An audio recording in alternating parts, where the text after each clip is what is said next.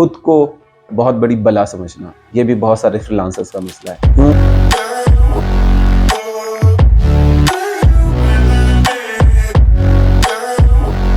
इस वजह से इसको मैं डायरेक्ट बातचीत जो है वो रख रहा हूँ, क्योंकि ये बहुत इंपॉर्टेंट टॉपिक है जिसके ऊपर आज बात करनी है। और वो इम्पॉर्टेंट टॉपिक ये है कि मेंटल हेल्थ फ्रीलांसर्स की, ऐसे लोगों की जो घर से बैठ के काम करते हैं, जो सोलो काम करते हैं, उनकी मेंटल हेल्थ में क्या क्या इश्यूज़ रहते हैं और उसको वो कैसे कोप अप कर सकते हैं। तो सबसे पहले देखने की चीज़ ये है कि जब भी कोई बंदा ऑफिस में जाके काम करता है तो उसको वहाँ पे बहुत ज़्यादा फ़र्क देखने को मिलता है अपनी वर्क लाइफ में और अपनी पर्सनल लाइफ में। उसको वहाँ पे एनवायरनमेंट का फ़र्क भी मिलता है, लोगों का फ़र्क भी मिलता है और पूरी एनर्जी का फ़र्क भी मिलता है। लेकिन जब आप घर से काम कर रहे होते हैं और आप सोलो काम कर रहे होते हैं, तो ये जो डिफ्रेंशिएटिंग लाइन होती है ये बहुत ज़्यादा ब्लर हो जाती है, जिसकी वजह से मसला ये होता है कि आप जो हैं तकरीबन 24/7 वर्क स्ट्रेस को एक्सपीरियंस करते हैं। जब भी हम 24/7 वर्क स्ट्रेस को एक्सपीरियंस करते हैं, इसके साथ आप प्लस कर दें 24/7 पर्सनल स्ट्रेस को भी एक्सपीरियंस करना, चाहे वो छोटे स्केल पे हो या वो बड़े स्केल पे हो। फैमिली इश्यूज़ भी जब आप घर से काम कर रहे होते हैं, आपके सामने आपकी नज़र पे ही होते हैं। तो ये दोनों स्ट्रेस को 24/7 एक्सपीरियंस करने से जो आपका स्ट्रेस थ्रेशोल्ड है वो बहुत कम हो चुका होता है और आपके अंदर वो केमिकल्स बहुत ज़्यादा एक्टिव होते हैं, जो स्ट्रेस को कंट्रोल करने के लिए आपकी बॉडी नेचुरली रिलीज़ करती है, जिसकी वजह से बहुत सारी बीमारियाँ, बहुत सारी प्रॉब्लम्स पैदा होती हैं। जो बिहेवियरल इश्यूज़ है उसमें चिड़चिड़ापन, एंग्जाइटी रहना, ये प्रॉब्लम उसकी वजह से उसमें रहती हैं, तो वो लाइन डिफरेंट नहीं हो पाती। तो इसका सबसे ज़्यादा आसान हल यही है कि चाहे you are working from home, आपको वही दोनों प्रिंसिपल्स अप्लाई करने हैं टाइम एंड एनवायरनमेंट के, कि आपका टाइम भी फ़र्क हो काम करने का और पर्सनल लाइफ का, और आपका एनवायरनमेंट भी फ़र्क हो टाइम काम करने का और पर्सनल लाइफ का, और इन दोनों को आप स्ट्रिक्टली जो है वो इंश्योर करवाएं।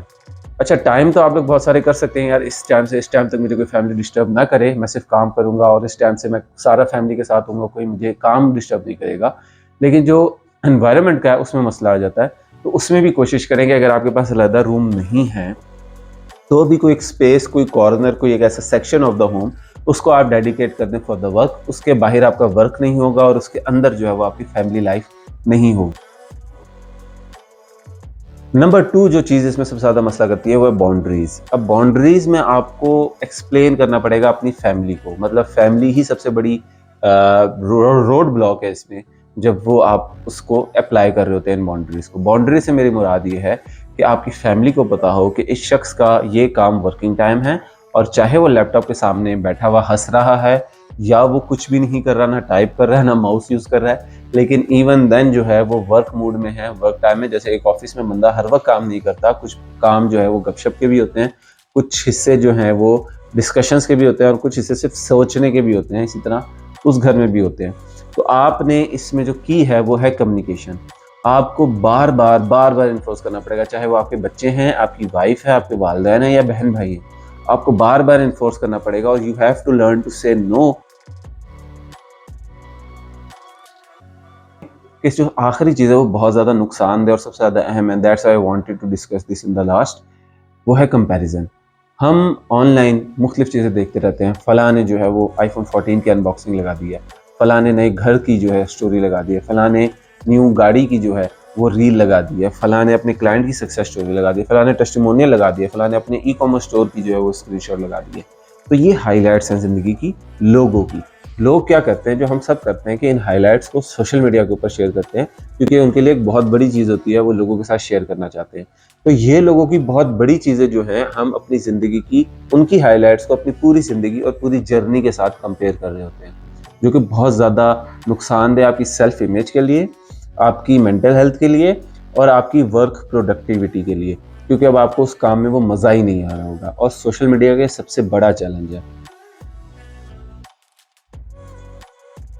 आपकी ज़िंदगी में लोगों को फॉलो करना, लोगों की सक्सेस स्टोरीज़ एंड इंस्पिरेशन को पढ़ना सिर्फ़ और सिर्फ ग्रोथ के लिए होना चाहिए, और पॉजिटिव ग्रोथ के लिए, जिसमें आप उनको कहें कि यार गुड, अल्हम्दुलिल्लाह, माशाल्लाह आपके पास ये चीज़ है, और आपको रिस्क के ऊपर यकीन हो कि उनके पास अगर वो चीज़ है तो आपके पास भी और बहुत सारी चीज़ें हैं जिस पे आपको शुक्र अदा करने की ज़रूरत है और जिस पे आपको शुक्र अदा करना बनता है। तो वो आपके पास अल्लाह ताला वो वक्त भी ले आएगा, क्योंकि अल्लाह खूब जानता है कि किसको क्या चीज़ किस वक्त में कितनी देनी है। तो आपको इस पे यकीन होना चाहिए। नंबर 2, किसी भी शख्स की, चाहे आप उसको जितना मर्जी सक्सेसफुल, जितना मर्जी अक्लमंद, जितना बड़ा आदमी ना समझते हो, किसी भी शख्स की ज़िंदगी, आपकी ज़िंदगी में इतनी जगह नहीं होनी चाहिए कि वो आपकी सेल्फ इमेज को, आपके कॉन्फिडेंस को, आपकी वर्क प्रोडक्टिविटी को डैमेज कर दे। आप उसे कंपेयर करेंगे, यार आप बेहतर कैसे हो सकते हैं, आप मज़ीद कैसे कर सकते हैं, लेकिन इसलिए नहीं कि आप दिन भर उदास रहें, आप कंपैरिजन में चले जाएँ, आप खुद को कम, बुरा और पीछे समझना शुरू कर दें। इसके लिए नहीं, इससे ज़्यादा किसी की ज़िंदगी अहमियत नहीं होनी चाहिए। अगर आप इससे ज़्यादा अहमियत दे रहे हैं, तो आप खुद के साथ बुरा कर रहे हैं। जो आपने कंपेयर करना है, खुद को हमेशा अपने पिछले क्वार्टर के साथ, अपने पिछले मंथ की परफॉर्मेंस के साथ, अपने पिछले प्रोजेक्ट की परफॉर्मेंस के साथ कंपेयर करना है। आखिर में जो अगर मैं आपको पीएसएस नोट दूं, खुद को बहुत बड़ी बला समझना, ये भी बहुत सारे फ्रीलांसर्स का मसला है। क्यों? क्योंकि वो आइसोलेशन में बैठे होते हैं, उन्हें बाकियों का नज़र नहीं आ रहा होता वो कितनी मेहनत कर रहे हैं, वो क्या अचीव कर रहे हैं या उनके साथ क्या गुजर रही है। वो समझते हैं चूँकि मैंने इतना कुछ कर लिया है, मैं बहुत बड़ी बला हूँ, अब मेरा ये जुमला, मेरी ये पोस्ट, मेरी ये बात हर किसी को मानने की ज़रूरत ही नहीं है, बल्कि उन पर फ़र्ज़ है कि वो ये मेरी बात को माने, क्योंकि मैं बहुत बड़ी बला हूँ। और अपना कंपैरिज़न समझते हैं कि सब उनको फ़ॉलो कर रहे हैं, सब उनकी नकल कर रहे हैं और कोई जो है वो उनसे बेहतर हो ही नहीं सकता, तो इस वजह से वो सबसे बेहतर हैं। तो ये एक वो ऐसा मसला है जिसको हम कहते हैं सुपीरियॉरिटी कॉम्प्लेक्स। पिछले मैं बात कर रहा था कि इन्फीरियॉरिटी कॉम्प्लेक्स आ जाता है, लेकिन कई दफ़ा सुपीरियॉरिटी कॉम्प्लेक्स भी आ जाता है, तो इससे भी हमें बचने की ज़रूरत है। फ्रीलांसर्स के ऊपर इन बातों को अभी तक हम डिस्कस नहीं कर रहे हैं। मैं समझता हूँ कि हमारी कम्युनिटी में इन सब चीज़ों की डिस्कशन बहुत ज़्यादा अहम है। अगर हम इन सब चीज़ों को डिस्कस नहीं करेंगे, तो हम बहुत पीछे रह जाएँगे और हम लोग बहुत सारे ऐसे मसाइल का शिकार हो जाएँगे, जो शायद हम इंडिविजुअली तो हल कर ही नहीं सकते, लेकिन अगर कम्युनिटी में बात करते, तो उसको हल कर लेते। आपकी ज़हन में, आपकी नज़र में और ऐसे क्या मसले हैं? कमेंट सेक्शन में बताइएगा। इंशाअल्लाह I will see you tomorrow.